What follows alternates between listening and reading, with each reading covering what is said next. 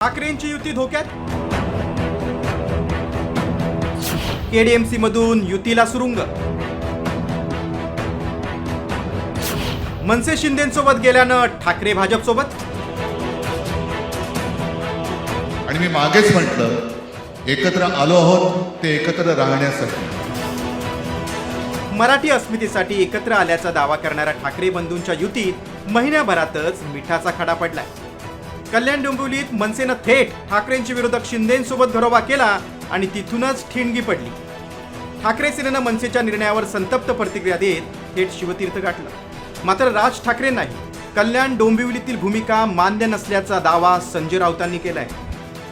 स्वतः महाराष्ट्र नवनिर्माण सेनेचे प्रमुख राज ठाकरे ह्यांना सुद्धा ती भूमिका मान्य नाही, ती पक्षाची भूमिका नाही, हे त्यांच्याशी चर्चा झाल्यावरती आमच्या लक्षात आलेलं आहे.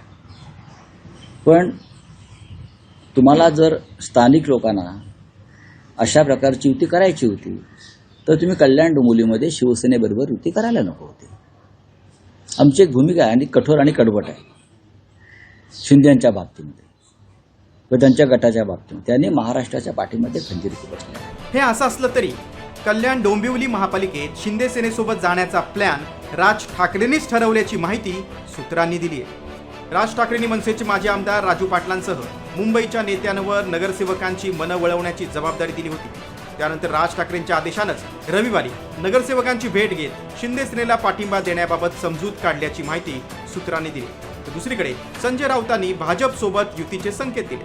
तर बाळा नांदगावकरांनी मुंबईत काही घडू शकतं असं सूचक वक्तव्य केलं. नाही, आमच्याकडून काही निर्णय झाला नाही. आम्ही अशा प्रस्तावांना केराची टोपली दाखवतो अनेकदा. भारतीय जनता पक्षाबरोबर काही ठिकाणी म्हणजे जिथे अत्यंत अस्थिरता आहे आणि स्टेबिलिटी आहे तिथे आम्ही शिंद्यांबरोबर कदापि जाणार नाही.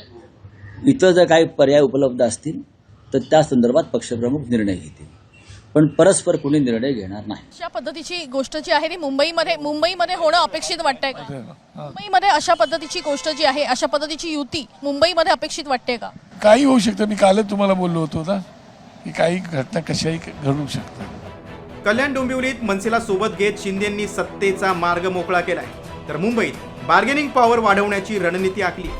त्यामुळे भाजपवर टीका करताना राज ठाकरेंनी मुंबईचं अदानिस्तान होऊ देऊ नका असं आवाहन केलं होतं. मात्र त्यानंतरही मनसेनं शिंदेंना साथ दिल्यानं मुंबईत उद्धव ठाकरे भाजपला साथ देऊन मनसेला शह देणार का? एकत्र राहण्यासाठी आलेल्या ठाकरेंची युती आता तुटणार का?